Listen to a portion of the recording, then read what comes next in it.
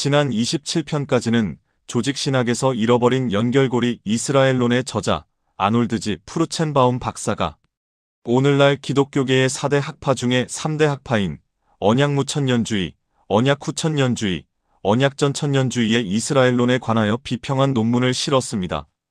이제 28편부터는 4대 학파 중에 세대주의의 이스라엘론에 관한 아놀드 박사의 논문 내용을 제시할 것입니다. 오늘날 기독교계에서 정통이라고 주장하는 교단 대부분은 대체로 언약무천년주의 교리를 지지하고 따르며 언약후천년주의와 언약전천년주의와 세대주의 교리를 따르는 교파는 소수에 불과합니다. 교회와 이스라엘이 동일하다는 전제로 세워진 은혜언약을 기반으로 하는 언약신학의 3대 학파는 장차 지상 재림하실 메시아께서 이스라엘과 함께 1000년간 통치할 왕국이 계시된 요한계시록의 예언을 영적으로, 우화적으로 해석하여 이스라엘 민족과 국가를 약화시켰습니다. 성경 주석에서 이스라엘론을 약화시키거나 제외하면 올바른 성경 지식을 얻을 수 없습니다. 구원받은 신자들이 이스라엘론에 관한 지식이 부족하면 구원을 완성하는 성경의 참된 진리의 말씀을 믿는 믿음에 이르지 못할 수 있습니다. 성경에 관하여 정의한다면 창조자 하나님과 하나님의 택함을 받은 백성, 즉 아브라함과 이삭과 야곱의 육체의 자손인 이스라엘 유대인과 맺은 언약, 즉 아브라함의 언약, 팔레스타인 언약, 모세의 언약, 다윗의 언약, 새 언약이 세계 역사에서 성취되는 연대기를 예언한 문서입니다. 새 언약은 하나님께서 아브라함과 맺은 약속들이 점진적으로 이스라엘의 유대인, 그리고 이방인에게까지 확대된 언약입니다. 우리는 지금 새 언약의 성취가 임박한 시대, 즉 천년왕국 예언의 성취가 임박한 시대를 살고 있습니다. 아놀드 박사는 세대주의의 이스라엘론에서 아브라함의 언약이 팔레스타인 언약, 모세의 언약, 다윗의 언약, 새 언약으로 점진적으로 확대되고 성취되는 과정의 연대기를 보여줍니다. 특히 택함을 받은 유대인의 독특함을 보여줍니다. 그리고 새 언약에서 교회를 구성하는 신자들, 즉 영적인 축복을 받아 구원받은 이방인 신자와 영적 이스라엘, 갈라디아서 6장 16절이라고 하는 구원받은 유대인 신자를 모두 동일시하지 않고 명확하게 구별합니다. 1948년 5월 14일, 약 2000년 전 로마 제국에 의해 멸망한 이스라엘이 약속의 땅, 팔레스타인에서 국가를 재건한 것은 결코 역사의 우연이 아닙니다. 51편 10장 세대주의의 이스라엘론 A. 이스라엘의 과거 2. 택함을 받은 사람 2. 조건 없는 언약 B. 팔레스타인 언약 C. 다윗의 언약 D인 새 언약 B. 팔레스타인 언약 두 번째 언약은 더 좋은 이름이 없어서 팔레스타인 언약이라고 알려져 있는데 주로 그 땅과 관련해서 수세기 동안 팔레스타인으로 알려져 있었기 때문입니다. 이 언약은 두 가지 이유로 불행한 용어가 되었습니다. 첫째, 로마 황제 하드리아누스가 이 땅에 팔레스타인이라는 이름을 붙였는데 바르 코크바 지도하에 일어난 두 번째 유대인 반란 AD 132에서 135년 이후 탈유대화 정책 중의 일환으로 그 땅에 대한 유대인의 기억을 지우려는 목적 때문이었습니다. 둘째, 금세기에 일어난 중동의 역사적인 사건 때문에 이 땅의 이름은 유대인보다 아랍인과 더 많이 연관되어 있습니다. 팔레스타인은 어쨌든 성경적 명칭이 아니기 때문에 땅 언약이 더 나은 명칭이었을 것입니다. 하지만 대부분 팔레스타인이라는 명칭이 익숙했기 때문에 조건부이지만 이 작업에서 그렇게 사용할 것입니다. 팔레스타인 언약의 내용은 신명기 29장 1에서 30절에 나와 있습니다. 이 언약은 모세오경에 속해 있지만 신명기 29장 1절은 팔레스타인 언약이 모세의 언약과 구별된다는 것을 분명히 보여줍니다. 여호와께서 호렙에서 이스라엘 자손과 맺으신 언약 외에 그분께서 모압 땅에서 모세에게 명령하여 그들과 맺은 언약의 말씀들이 이러하니라. 신명기 30장 1에서 10절은 팔레스타인 언약의 주요 조항이 명시되어 있습니다. 이 구절의 5에서 10절은 주께서 자기 백성 이스라엘에 하신 몇 가지 약속과 관련이 있습니다. 여호와 너의 하나님께서는 내 조상이 차지했던 땅으로 다시 데려오시리니 그리하면 내가 그것을 차지할 것이요.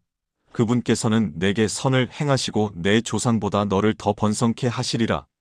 여호와 너의 하나님께서는 내 마음과 내 자손의 마음에 할례를 베푸시어 내 마음을 다하고 내 혼을 다하여 여호와 너의 하나님을 사랑하게 하시어 너로 살게 하실 것이요.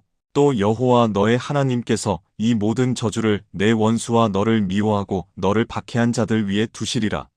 너는 돌아와서 여호와의 음성에 복종하고 내가 오늘날 내게 명령하는 그분의 모든 계명을 행하라. 그리하면 여호와 너의 하나님께서 복으로 내 손의 모든 일과 내 몸의 열매와 내 가축의 열매와 내 땅의 열매를 내게 풍족해 하시리라. 이는 여호와께서 내 조상을 기뻐하신 것 같이 복으로 너를 다시 기뻐하실 것이니 내가 여호와 너의 하나님의 음성에 경청하고 이 율법책에 기록된 모든 그분의 계명들과 규례들을 지키고 또 네가 내 마음을 다하고 내 혼을 다하여 여호와 너의 하나님께 돌아오면 그리하시리라. 언약은 하나님과 이스라엘 사이에 맺어진 것입니다. 이 언약에서 8가지 조항을 찾아볼 수 있습니다. 첫째, 모세는 이스라엘이 모세 율법에 불순종하여 온 세상으로 흩어질 것에 대해 예언적으로 이야기했습니다. 29장 2절에서 30장 1절. 나머지 모든 조항은 이스라엘의 최종 회복의 다양한 측면에 관하여 이야기합니다. 둘째, 이스라엘이 회개할 것입니다. 30장 2절. 셋째, 메시아께서 다시 오실 것입니다. 30장 3절. 넷째, 이스라엘이 다시 모일 것입니다. 30장 3에서 4절. 다섯째, 이스라엘이 약속의 땅을 차지할 것입니다. 30장 5절. 여섯째, 이스라엘이 거듭날 것입니다. 30장 6절. 일곱째, 이스라엘의 원수들이 심판을 받게 될 것입니다. 30장 7절. 여덟째, 이스라엘은 완전한 축복, 특히 메시아 왕국의 축복을 받게 될 것입니다. 30장 8에서 10절. 팔레스타인 언약의 특별한 중요성은 그 땅에 대한 이스라엘의 소유권을 재확인했다는 점입니다. 이스라엘이 불충실하고 불순종할지라도 땅에 대한 권리는 절대 빼앗기지 않을 것입니다. 이스라엘이 그 땅을 누리는 조건은 순종이지만 땅의 소유권은 조건이 없습니다. 또한 조건부 모세의 언약이 조건 없는 아브라함 언약을 배제하지 않았다는 것을 보여줍니다. 어떤 사람들은 모세 언약이 아브라함 언약을 대체했다고 생각할 수도 있지만 팔레스타인 언약은 그렇지 않다는 것을 보여줍니다. 팔레스타인 언약은 원래의 아브라함 언약을 확대한 것입니다. 땅의 측면을 확대하고 불신앙에도 불구하고 하나님의 백성에 대한 땅의 약속을 강조합니다. 팔레스타인 언약은 수세기 후 에스겔 16장 1에서 63절에서 확증을 받았습니다. 하나님과 이스라엘의 관계에 관하여 매우 이 중요한 구절에서 하나님께서는 이스라엘의 유아기에 대한 사랑을 이야기하십니다. 1에서 7절. 이스라엘은 하나님의 택함을 받았고 혼인을 통해 여호와와 관계를 맺게 되었기 때문에 여호와의 아내로 알려지게 되었습니다. 8에서 14절. 하지만 이스라엘은 창녀 노릇을 했습니다. 15에서 34절. 따라서 이스라엘은 흩어짐을 통해 징계를 받아야 했었습니다. 35에서 52절. 그러나 이 흩어짐은 최종적인 것이 아닙니다. 미래의 팔레스타인 언약의 근거에서 회복이 있을 것이기 때문입니다. 53에서 63절. 팔레스타인 언약은 조건 없는 언약으로서 여전히 유효합니다. C. 다윗의 언약. 성경의 두 구절이 다윗 언약에 대해 가르침을 제시하고 있으며 거의 동일하게 들리지만 그 요점에는 차이가 있습니다. 첫 번째 구절은 사무엘하 7장 11b에서 17절이며 솔로몬에 대해 강조하고 있습니다. 여호와가 내게 말하노니 여호와가 너를 위하여 한 집을 이루리라. 너의 날들이 차서 내가 너의 조상들과 함께 잠들 때 내가 너의 몸에서 나올 곧 너의 뒤에 올 너의 씨를 세우고 내가 그의 왕국을 견고하게 하리라. 그가 내 이름을 위하여 한 집을 세울 것이요 나는 그의 왕국의 보좌를 영원히 견고하게 하리라. 나는 그의 아버지가 되고 그는 나의 아들이 되리니 만일 그가 죄악을 범하면 내가 사람들의 막대기로 사람 자식의 채찍으로 그를 징책하리라. 그러나 내가 내 앞에서 제거한 사울로부터 내 자비를 빼앗은 것과 같이 그것이 그에게서 떠나지 아니하리니 너의 집과 너의 왕국이 너의 앞에서 영원히 세워지리라 하시더라. 이 모든 말씀에 따라 또 이 모든 환상에 따라 나단이 다윗에게 그대로 고하니라. 두 번째 기록은 역대기상 17장 12절에서 15절에 나오는데 메시아에 관한 내용을 강조하고 있습니다. 또 내가 너에게 말하노니 여호와가 너를 위하여 한 집을 세우리라. 너의 날들이 다 되어 내가 너의 조상들에게로 가야 할 때 내가 너의 아들 중에서 내 뒤에 올 내 씨를 일으킬 것이요 내가 그의 왕국을 견고히 하리라. 그가 나를 위하여 한 집을 지을 것이요. 나는 그의 보좌를 영원히 견고하게 하리라. 나는 그의 아버지가 되고 그는 나의 아들이 되리라. 또 내가 너의 앞에 있던 자로부터 내 자비를 빼앗은 것 같이 그에게서 빼앗지 않을 것이요. 그를 내 집과 내 왕국에 영원히 정착시키리니 그의 보좌가 영원히 견고하게 되리라 하시더라. 이 모든 말씀에 따라, 이 모든 환상에 따라 나단이 다윗에게 그대로 고하니라. 이 언약은 하나님과 다윗 사이에 맺어졌고 다윗은 다윗의 가문과 왕조의 대표 군주로 세워집니다. 성경의 두 기록을 주의 깊게 살펴보면 다윗 언약의 주요한 7가지 조항을 알 수 있습니다. 첫째, 다윗은 영원한 가문 또는 왕조를 약속받았습니다. 사무엘하 7장 11비절, 16절, 역대기하 17장 10비절. 그 어떤 것도 다윗의 가문 또는 왕조를 멸망시킬 수 없고 항상 존재할 것입니다. 다윗은 항상 육체의 자손이 있을 것이라는 약속입니다. 둘째, 다윗의 아들 중에 한 아들, 특히 솔로몬이 다윗 뒤를 이어 보좌에 앉게 되어 있었습니다. 사무엘하 7장 12절. 다윗의 다른 아들 중에 두 아들 압살롬과 아도니아는 보좌를 찬탈하려고 하지만 솔로몬만 보좌에 앉게 되어 있었습니다. 셋째, 솔로몬이 성전을 세울 것입니다. 사무엘하 7장 13a 절. 다윗은 하나님의 성전을 세우기를 간절히 원했지만 손에 너무 많은 피를 묻혔고 한 건의 살인죄를 범했습니다. 따라서 성전 건축이 금지되었고 그 일은 아들 솔로몬에게 맡겨졌습니다. 넷째, 다윗과 솔로몬의 왕국의 보좌는 영원히 세워질 것입니다. 사무엘하 7장 13비절, 16절. 영원히 세워질 것이라고 약속된 것은 솔로몬이 아니라 솔로몬이 앉을 보좌였습니다. 보좌는 왕의 통치권, 즉 왕의 권위를 강조합니다. 다섯째, 솔로몬은 불순종 때문에 징계를 받지만 하나님께서는 솔로몬에게서 사랑의 인자하심을 거두지 않으실 것입니다. 사무엘하 7장 14에서 15절. 앞서 하나님은 불순종으로 인해 사울 왕에게서 자신의 사랑의 인자하심을 거두어 가셨습니다. 하지만 맺어진 약속은 솔로몬이 불순종하여 하나님의 징계를 요구할지라도 하나님의 사랑의 인자하심은 결코 솔로몬에게서 떠나지 않을 것입니다. 언약은 조건이 없었기 때문에 솔로몬의 불순종과 솔로몬에 대한 하나님의 징계와 상관없이 언약은 그대로 유지되고 반드시 성취됩니다. 이것은 솔로몬의 죄, 우상 숭배가 사울의 죄, 부적절한 희생제보다 훨씬 더 큰 죄였음에도 불구하고 적용됩니다. 이것이 조건 없는 언약의 본질입니다. 바로 그런 이유로 왕국은 솔로몬의 생애에 우상 숭배한 죄로 인하여 분열되어야 했음에도 불구하고 분열되지 않았습니다. 열왕기상 11장 11에서 12절. 더 나아가서 다윗의 가문에서 하나님이 모든 지파가 흩어지지 않도록 막은 것이 다윗의 언약이었습니다. 열왕기상 11장 13절. 여섯째, 메시아는 다윗의 씨에서 오실 것입니다. 역대기상 17장 11절.